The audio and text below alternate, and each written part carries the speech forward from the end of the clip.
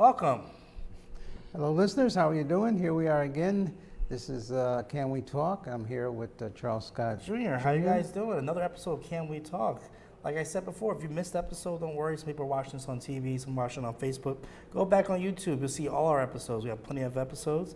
And like I said, this isn't just about real estate. It's about, what's going on in the economy in general, which affects real estate. And what's going on in the economy is affecting your pocketbook because I Yes. guess real estate and rents and buying a house is a bigger portion of the dollars coming out of your pocketbook. Yes, I actually saw an article, I think you put on my desk, about Connecticut. A lot of people in Connecticut are spending about almost, up to 50% of their checks on rent, which it should be around 35%. So one of the things that you want to do is you want to budget, you want to economize, and you want to figure out how can I look towards the future and decide what I can do to make things easier for me, my family, and also what you can do to increase your income possibly. Yes. Increase your income would basically be cutting down on some of your bills or some of your expenses. It's either one or the other. You got a budget. And remember, I talked to me and my father, we do a lot of home seminars in person. I do it on Zoom also. But we're seeing a lot of people teaming up, mother and daughter, father and son. People are buying multifamilies or single families together and they're using that as a strategy to get into these houses. Right. You have to, what can I say, economize and also strategize in order to buy real estate and buy properties. And you got to look at the long trends and the terms. Developers right now are building smaller houses, number one. And the reason for that being that they've got to be able to sell them. And in order to sell them, they've got to be able to figure out the cost of the lumber, figure out the cost of the labor, because labor costs have been going up, and with the shortage of labor forces, which we see happening even more so, that's going to make the cost of the lumber and building the house even more. So what are they doing? The zoning departments in different cities are coming up with creative ways of putting more density, having more houses on more land, and also being able to figure out how they can manufacture that property, and even expediting a lot of the building codes and building rules. I was going to say, people don't realize, they think it's just easy. You get a piece of land and build a house. Remember, each city is different. Each city has a zoning department. Each city has people that have to approve permits. You can't just start digging. You can't just start putting lumber and concrete. You have to get permission from the city. Exactly. Zoning, that's a whole different industry in itself. Well, look at it this way. Everything is in relationship to the other. You used to be able to go to the grocery store and you get cornflakes. You get a big box of cornflakes and the price would be, let's say, $5. Now you still get the box of cornflakes, and in some cases what they do Call that a box. is $5 for the same box, but you don't get the same amount. The box is skinny now, isn't it? Box got smaller. Got shrinkflation, as You they call shake that. the box and you say, wow. You get a lot less for the same amount of money. Isn't that something? So look at that same theory when they're building new homes now. So they're saying, okay, if you want us to keep the price down, then we're going to give you a smaller house. Exactly, we're seeing that. So that's what, the house might not have a basement. Everything may be above ground, concrete slab. They're going to find a way to save money somewhere. And also what we're going to see is repurposing. I'm sure you may see it in your city. These abandoned buildings, warehouses are now being repurposed to luxury condos or townhouses. We're seeing that across the state and across the United States. Especially in cities where there's congestion. Yes. They don't have the land to be able to expand and have a lot of square footage. So either they have to go straight up, or either they have to do cluster housing, where they put the housing close to each other. Yes. And it's only inevitable. You have to do something to create affordable housing so that people can live. I was watching the other day a thing on how much food is produced in the United States, and how the population is going to grow by so many millions and millions of people, and all these people have to eat. So what are they looking to do? The labor force picking the tomatoes and produce and getting out there is getting scarce and more expensive. So everything is headed towards automation. Yes. You're going to see, you're going to see a lot of people investing money in mechanized AI, AI, automation. We're seeing that on the news every day. We're seeing that incorporated into a lot of industries where if it's a repetitive motion or something that can be programmed to a computer, these companies are investing into that. And I'm seeing it across the board. A lot of industries you wouldn't even think. I'm surprised you might even see robots building houses. You might see robots Which they building probably houses. are. I saw a really innovative concept where I get this magazine and it talks about all of the new ways of constructing properties and housing and materials. And if you look and you see a sidewalk that's all made out of bricks, it looks really nice and looks nice and pretty. Well, what they did is they poured all of the concrete, and then they had a piece of equipment that went across it and indented the concrete to make it look like bricks. It looked like it was bricklayed. Like it was all bricks. And so I was like, wow, look at that. They did all of it like within one day. So instead of having a bricklayer lay out 1,000 bricks, they just put the concrete. So they're having a bricklayer who's going to make a few mistakes, throw some bricks away. This machine does it perfect the first time. Perfect. Saves you energy and labor. How about that? You're going to see a lot of different things out there. And what I'm mainly getting at is that you're going to see different types of construction, different types of homes. The state of Connecticut was experimenting with they call them the granny homes or What do you mean the adjacent homes in the back? The alternative accessory dwellings, yes. Where if you've got enough land, then you could put another little house in the backyard and build, have electricity back there. You have all of your... have an in-law live back there. Like a nice in-law setup, or maybe, a cousin, nephew, or whatever it may be. And so this would be creating more housing.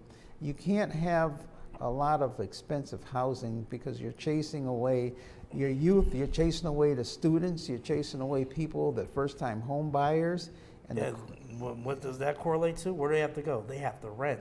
People that would normally be in houses right now have to rent, which causes more rents to go up because there's too many people going for the same rental when some of those people should be in a home. Right. In Connecticut, we expect, we try to tell you some of the trends that are going to happen. In Connecticut, we expect a lot of more people coming in renting in Connecticut because in New York, they've passed some different laws which has made it more expensive to rent. And so therefore, I think a lot of people are going to cross the border, come into Connecticut, and you're going to see more people renting more apartments. I see that every day. People call me on phone. Yeah, you do a lot Coming from New York. I know the area code now, 646-212. I know my New York brothers, sisters call me because I can get you apartments out here.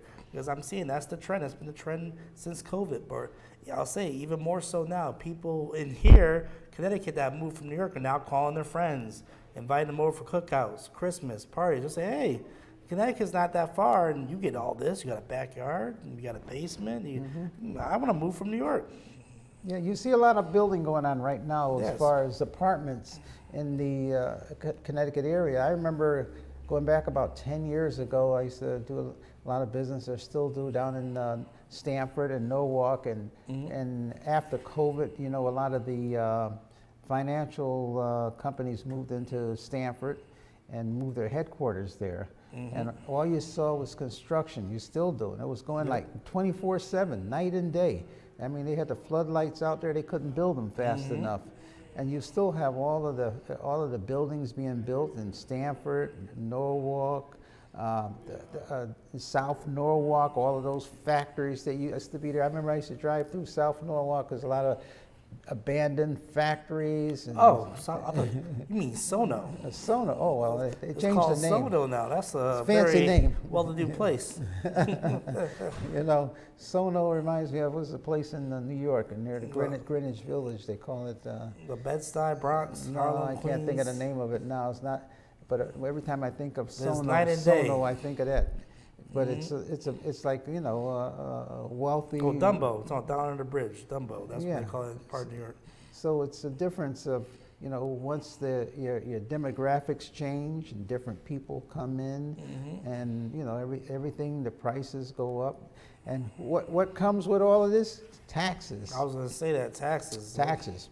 Right now, we're going through, a lot of the cities are going through what we call assessments and reevaluation, where every so often the city reviews all of the properties in the city, and to see, you know, what properties have been improved, what neighborhoods the values have gone up, and they distribute the taxes so that it's fair to everybody, so that this person over here is not paying more taxes than this person here. Yes. They actually send out letters in the mail, and I'm sure many of the people that are watching this right now, you've probably got a lot of letters in the mail in the past, and they ask you questions. How have you done any improvements to your house? How many bedrooms do you have? How many bathrooms do you have? But what was I say? Like our customers have called in the past. Give us a call. If that letter is confusing to you, or if you want any questions, before you send it in, give us a call. We'll look at your house and give you some tips about that letter also. Yeah, because a lot of people have questions about the value of their property, and you know, the value can soar in your property, but you say, well, what good is that if I'm not selling it? And now I got to pay more taxes. Exactly. I would say that too. What's happening right now is people that have been on fixed incomes, you know, they're realizing these houses around me are selling for this, for that. I'll say real estate works, it's fast, but it's slow at the same time, where there's steps. You know, the past 3 years, we've had these high prices. Now, the cities are seeing these high prices. When now it's time for a new tax evaluation, that's going to reflect the new tax records we have. And you're going to see a lot of changes. You know, no matter what happens, though, it still has to be affordable. You know, Yes. cities do not want to chase all their residents away, and you can only go so far on the prices without having people leave, and then it leaves a bigger burden on those people that are left behind. So you have to compromise, even in cities and even with neighborhoods. They have to have growth. They have to have Exactly. growth, and you know, you have a situation where some people resist it because they want to keep status quo. They don't want to change anything, but at the same token, then you have no growth in the city. And without any growth, now your taxes really skyrocket. You can't have your cake and eat it. You Well, can't it can't have work both ways. I mean, some people say, look how much my house is worth. I mean, I can sell it for this. Then they get that tax bill and say, well, it's not worth that much. I mean, they throw a blue tarp on top of the roof. Maybe I have a hole. That drone's flying by. Remember, in correlation with the property taxes, we also have property insurance going up too. So it's like a double whammy. Oh, that's hitting another thing. people that just want to stay put and just not move. They're actually feeling a little bit of pressure. And I will say, we get those calls every day. People that are feeling that type of pressure, give us a call, because you may not realize how much your house is worth. Maybe time to move, maybe downsize, rent out the house. We specialize in rentals too. So give us a call if you have high taxes and high insurance. Pretty much across the board right now. You just hit on something, insurance. Yes, insurance. All across America now, you'll notice that the weather is changing Yes. drastically. We have 1 in 1,000-year floods that Every are coming. year, I think. Isn't that something? 1 in 100 tornadoes. They say it's supposed to come Hurricanes. once every 100 years. And they say, well, we're having a tornado watch today and one next week. And so what's happening is that's putting a burden on the insurance companies. Yes. And insurance rates across the United States are going up. You know, it's really bad down in Florida and areas like that. I know a lot of people, you know, when I got into real estate, the main thing was we're going to Florida. Everybody was headed to Wasn't Florida. that the destination? Florida, you know, the warm weather, the year-round shopping, skies, blue skies, beaches, Retirement, relaxation. buy yourself a condo, move to Florida, But I will say the timeshare. last 5 years, it seems like every year we get one of those big hurricanes that just, whether it hits the left side of Florida, the right side of the Keys, very devastating. And what people don't realize, a lot of those houses in certain areas haven't been flooded in years, decades. But when they have flooding, Yeah, big floods. insurance company says, well, you didn't buy flood insurance. Well, you never told me to. And then it just becomes very devastating. What they do is, with all these claims that go unfulfilled, some people get dropped. some people do get money, and what happens? The insurance company has to spread that across the rest of the United States, That's it. making everyone's rates go up in the end. And a lot of times, when you're buying a house, if it's in a flood area, you're required to buy flood insurance. And in Florida and some of these areas, like you just said, flood insurance was not required. Yeah, But what's happened is that with the earth getting warmer, the global warming, the ice is melting, which is pushing the level of the seas up. So the sea level is going up. You know, they show some places where they say, well, these islands won't be here in the future because they're going to be covered with water. water. You know, sometimes you look at the maps of the world and you go on YouTube and it shows you places that, you know, 15 years ago were there and they're no longer there anymore because the sand, you know, and that's another thing too. You know, we really want to get to it. I was watching how expensive sand is, just regular sand. Regular Some sand, countries yeah. actually have to import sand because the sand gets taken away from the water and the erosion. current, and they have to keep replacing the sand. So the world is changing, and all of that is affecting real estate. Yes. You know, if you've got real estate one day and you can look out and you could see your backyard going far out near the water, and now all of a sudden it's eroded and the water is like 5 feet from your yard, you know, that's a change. Which brings us to another subject. You know, give us a call. You may be looking at property to purchase. And, you know, one of the things that we always check is what? See if it's in a flood area. I check the flood insurance if the house is on top of a mountain. That's known. I'm known for that. I'm checking flood insurance on every house someone sends it because you never know. Water can be underground. It could be next to it. And the thing is, the problem with flood insurance, or not the problem, is if you're going to buy a house, the mortgage person has done the numbers for you. You're pre-approved for this much. Any variation up or down will change that. And usually flood insurance makes you go up a couple $100. That's going to blow you out. You won't be able to afford the house after all that work. You made me laugh, and you made me think of a situation right here in Stratford along the shore. I sold a condo years ago, and this person lived up on the 7th floor of this high rise. And I'm thinking, oh, don't worry about flood insurance. Water ain't coming 7 stories high up, and then It'd be a tidal wave. tidal wave. But guess what? She needed flood insurance. Isn't that something? And the reason why she needed flood insurance, it was explained to me, is that the insurance company spreads the risk. So it was near the shore, so if the water came in, it would flood the first level. Yep. But everybody in the building had to share the cost of the insurance Isn't that for something? the association to buy. So you could have been on the 20th floor and you still got to buy Yeah, flood flood. insurance Water will never touch the unit, but to you cover the still guy have on the to buy. first floor Isn't that something? to share the losses. Who would think of that? So you see, so sometimes I had another situation. Matter of fact, both of those were in Stratford. I sold a house up in the north end of Stratford, and we were way the heck up on a mountain. And you look down and you see the river in the backyard going down. And I said, "Yeah, we ain't got to worry about flood insurance. We're so high up here, water never come up this high." Guess what? You Needed that flood insurance. That's why you never underestimate that. I always check houses. You when- never know. You never know where it could be. It could be a little stream. It could be a lake next to your house. Or one good clue, people see houses all the time. If the house has no basement, like I said before, There that's you a go. good indication that there might be water underneath the ground. They couldn't dig. So they put a concrete slab. Or if your house is raised up, like the house is near Milford, like show house near New Milford, that means there's a tendency of flooding over there. And those spokes, even though they're there, they still may require you to have flood insurance. So the reason why we're saying all of this is that there's a lot of things that comes with purchasing a property that many people may not even be aware of. That's why you have the number. You can see the number right Give us down a there. call. Give us a call. We'll come out. We can do a market evaluation for you. A lot of people are getting them done right now. Give you some idea of what your property is worth. And I was gonna say, give us a call. You call that number. You get him. You get me. Because I'll say a lot of people are trying to sell me online. AI agents and secretaries, and we answer the phone and try to say realty. I mean, Yeah. actually, that's what some of our customers really appreciate. We pick the phone up. We'll give you We our want some- cell phone. Yeah, our real cell phones. You can call us no matter what. So, because these are the things that you need someone that you can get in touch with right away.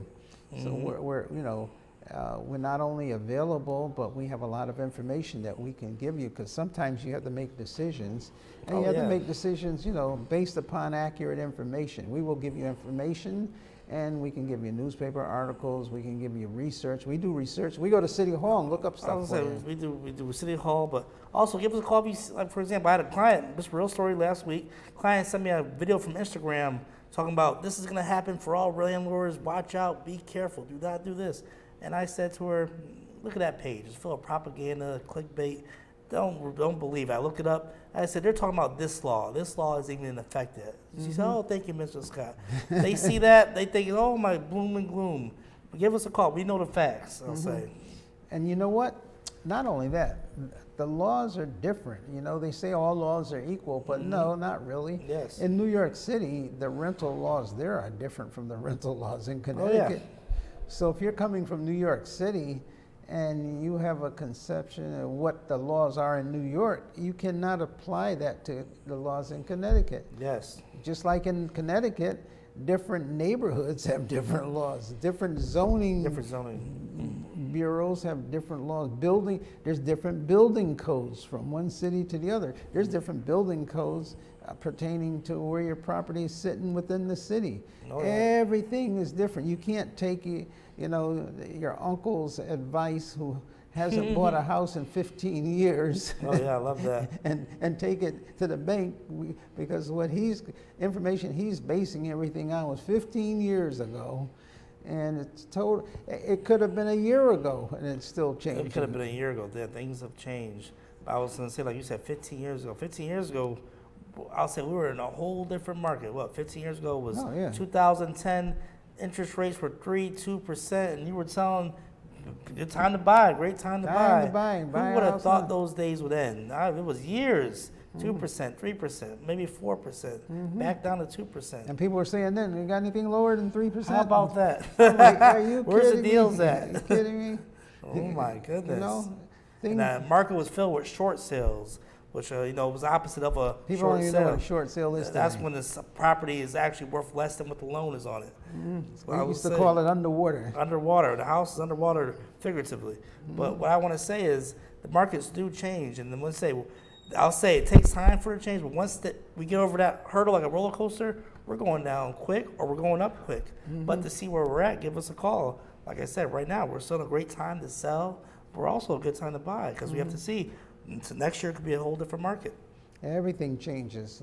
The market changes with the politics. The politics changes also.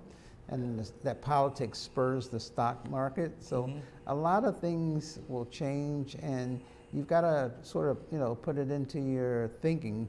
That's why you can give us a call for information pertaining to what you may feel that you want to do. I actually sometimes discourage people from selling and say, what are you going to do when you sell your house? Where are you going? What do you plan to do? So let me do some research first to find out where you're going, if that's going to be available.